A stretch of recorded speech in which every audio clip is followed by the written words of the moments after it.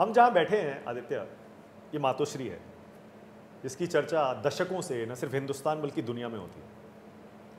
क्या यादें हैं आपकी बचपन से लेकर अभी तक की? कौन कौन से लोग आते थे यहाँ पर बाला साहब ठाकरे से मिलने? इसी कुर्सी पर बाला साहब बैठते थे? बिल्कुल, यही घर भी रहा है हमारा, तो हम इसे घर जैसे ही देखते हैं, यही हम रहते आए हैं। बहुत सारे हस्तियाँ बड़ी बड़ी तो आती रहती है, माइकल जैक्सन से लेके वाजपेयी साहब, अडवाणी साहब, बिस्मिल्लाह खान साहब, काफ़ी सारे लोग यहाँ आ चुके हैं। लेकिन हमारे लिए वो सभी लोगों के साथ हमें जो हमारे दादाजी ने कहा है कि हमारा ऐश्वर्य क्या है, हमारी संपत्ति क्या है, तो हर दिन हमारे इस दरवाजे के बाहर जितनी चप्पलें होती हैं, जितने लोग कुछ ना कुछ उनके मन में आस्था, काम, प्रेम, कुछ सवाल, कुछ उम्मीद लेके आते हैं, वो हमारी संपत्ति है, वो हमारी। तो आप बचपन से ये देखते आए हैं कि बहुत भीड़ आती थी? हमें पहले से ये जहन में समझाया भी गया है और ये देखते आए हैं। तो इसी हॉल में अगर आप देखें तो 20 लोग भी बैठे तो भी भरा हुआ लगता है, 200 लोग भी बैठे हुए कभी कभी, और तभी ऐसे लगता है कि उतना ही सबको संभाल लेता है। क्या ये आरोप सही होता है? पहले लगाया जाता था कि मातोश्री से एक अलग पैरेलल सरकार चलती थी, स्टेट में गवर्नमेंट किसी की भी हो। क्या ये सच है? मुझे लगता है अगर आप देखें तो उनके जैसा कोई दूसरा हो नहीं सकता, और ये सभी हमने बातें जान के है। पैरेलल सरकार हो या प्यार के प्रति हो, आज भी अगर आप देखें तो जितना लगा उद्धव साहब के साथ है जनता का, अगर कोई अपील कर दे तो मान जाती है। कोविड के दौरान भी हमने ये देखा, अगर किसी दूसरे सीएम ने, अनेक राज्यों में लॉकडाउन्स थे, मास्क पहनने की जरूरत थी, बहुत सारे लोगों ने फॉलो किया, लेकिन महाराष्ट्र में 100% बात हुई। तो ये प्यार हमारे फैमिली से बना हुआ है, जो जनता का आशीर्वाद है वो बना हुआ है। ओके, मतलब आपकी जो बचपन की कुछ यादें बाला साहब के साथ हैं, आपने क्या नोटिस किया? कोई ऐसी इंटरेस्टिंग कोई घटना आपको याद है जब बाला साहब यहाँ बैठते थे, इस कुर्सी पर लोग आते थे, वो सबकी मदद करते थे? पहले नज़रिए से तो हमारे दादाजी है, तो जो सारी मस्ती करनी हो, जो भागा दौड़ी करनी हो, और लगभग 6 साल के लिए मैं सबसे छोटा रहा परिवार में, सबसे यंगेस्ट रहा, तो सारी मस्ती मेरी, मैं ज़्यादा मस्ती नहीं करता था जितनी आज सरकार के खिलाफ करता हूँ, जितना नटोरियस हूँ, उतना नटोरियस तो था नहीं मैं। लेकिन क्रिकेट खेलना हो, उनकी मीटिंग चल रही है तो उधर ही क्रिकेट खेलो, तो ये सारी बातें होती थी। डांटते थे कभी आपको? नहीं, वो कभी नहीं था। क्या बोलते थे आपको वो एडी कहते थे, आदित्य करते थे, बहुत सारे। और आप क्या बुलाते थे उन्हें? आजा।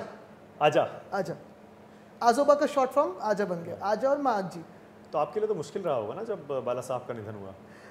वो बिल्कुल था, क्योंकि क्या वो आपकी जिंदगी के सबसे मुश्किल दिनों? देखिए क्या हुआ था कि लगभग जब हम 10 साल के बनते हैं, 11 साल के बनते हैं, तो समझ लगता है कि ये कौन हस्ती है, कितनी बड़ी हस्ती है, क्योंकि पहले तो ऐसे लगता है कि चलो अपने दादाजी है तो हम कुछ भी कर सकते हैं।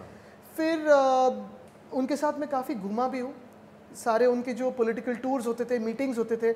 एक दो यादें ऐसी भी है कि वाजपेयी साहब जब पीएम थे तब राजभवन आए थे, और तब प्रमोद महाजन काका, मनोज जोशी काका वगैरह सब थे वहाँ, और तब सिर्फ 3 लोग एक डाइनिंग रूम में थे, वाजपेयी साहब, मेरे दादाजी और मैं। और ऐसी सारी यादें जो है वो जुड़ी हुई है, और मैं शायद 3rd या 4th स्टैंडर्ड में रहा हूँगा।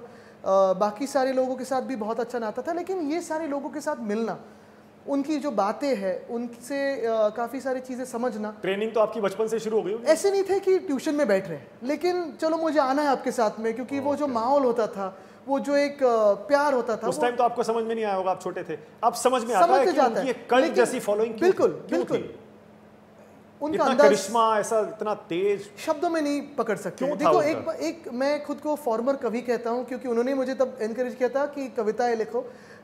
मैं कविता भी लिखता था, वो सारी बातें तब की है, लेकिन जितना भी लिख पाओ आप लिख नहीं पाते, क्योंकि मैं ये भी कोशिश करता हूँ कि जब उनका देहांत हुआ, वो 4 दिन जो थे, दिवाली के जो दिन थे, और जो 4 दिन थे, वो हमारा उनके रूम में आना जाना होता था, डॉक्टर्स यहीं पे थे।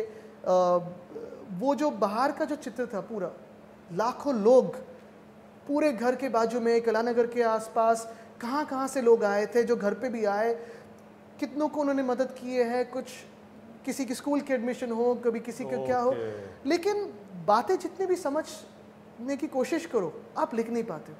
और वो जो इमोशंस है, उस समय की जो इमोशंस है, आज भी मैं काफ़ी बार कोशिश करता हूँ कि जो उनकी अंतिम एक वो जो जर्नी थी, शिवाजी पार्क अंतिम यात्रा थी, देखने की कोशिश करता हूँ, लेकिन 1-2 मिनट के आगे देख नहीं पाता, क्योंकि सारी यादें वापस वो आ जाती है, और आंख बंद करूँ तो वहीं खड़ा हूँ ऐसे लगता है। तो वो एक कमी महसूस होती है आपको? बिल्कुल। और एक ऐसा ये था हमारे फैमिली में कि हर दिन, क्योंकि हम 3rd फ्लोर पे रहते थे, वो 2nd फ्लोर पे रहते थे, हर दिन स्कूल में जाने से पहले उनके फ्लोर पे आओ, उनका आशीर्वाद लो, उनसे 2-4 बातें करो और फिर स्कूल जाओ। भले स्कूल आप लेट पहुंचे, लेकिन वो आप मिस नहीं कर पाते। फिर तो सुबह जल्दी उठ जाते थे बाला साहब? बहुत जल्दी, 6-6 बजे उठते थे। फिर उनकी पूजा चलती थी, फिर न्यूज़पेपर्स खुद पढ़ते थे, फिर जो इम्पोर्टेंट चीज़ें हैं उसको मार्क करते थे। अगर इंग्लिश पेपर हो, उसमें कोई एक आध वाक्य ऐसे हो जो उनको प्रोनाउंसिएशन जानना चाहते थे, तो वो मुझे पूछते थे कि क्या इसका प्रोनाउंसिएशन है। तो दुनिया भर में कहीं जाते थे तो हम एक दूसरे को कभी कभी अलग अलग भाषाओं की डिक्शनरीज देते थे। तो ये सारी बातें थी, एक अलग रिश्ता था। क्रिकेट मैचेस साथ में देखते थे। कहाँ पर? वानखेड़े, जब तक वो जा सकते थे तब देखते थे। 2003 की वर्ल्ड कप हो, 2011 की वर्ल्ड कप मैचेस हो, उनके फ्लोर पे हम सब इंडिया की टी-शर्ट्स पहन के देखते थे। तो जब वो यहाँ से एक तरह से इतने सारे लोगों की मदद करते थे, गजब उनकी फॉलोइंग थी जी, तो सरकार में जो लोग होंगे या जो अधिकारी होंगे वो डरते थे क्या? देखिए, प्यार, और डरते थे मतलब गलत सेंस में नहीं, इस सेंस में कि ये काम नहीं हुआ, ये काम नहीं हुआ, अरे बाल ठाकरे साहब के नहीं, उनका एक ये था, उनकी एक सिस्टम थी कि जब जैसे मैंने जब काम करना शुरू किया तो उन्हीं के गाइडेंस में लगभग 2008-9 से लेके फिर 2010 में युवा सेना स्थापित कर दी। फिर 2012 तक तो वो ऑब्वियसली हर दिन तो हम मिलते ही थे, कभी काम की बातें होती थी, कभी ऐसी बातें होती थी, कॉलेज की हो या पुरानी यादों की हो। तो उनकी एक सिस्टम थी कि हर दिन पेपर्स में अगर कुछ उनको लगे कि अरे ये उद्धव साहब का कुछ है या आदित्य का कुछ है या हमारे मेयर साहिबा का कुछ है, तो उनको मार्क करके कटिंग करते थे, एक पेपर पे पेस्ट करते थे, फाइल बना के फिर फ़ोन करते कि देखो यहाँ ऐसी समस्या है, भेज रहा हूँ, मुझे रिपोर्ट भेजिए कि क्या हो गया। चाहे सरकार किसी की भी हो? किसी की भी हो। और उनकी सुनी जाती थी? सुनी जाती थी, क्योंकि उसमें वो खुद के लिए कुछ नहीं मांगते थे, ना मेरा ये काम है, ना मेरा ये कॉन्ट्रैक्ट है।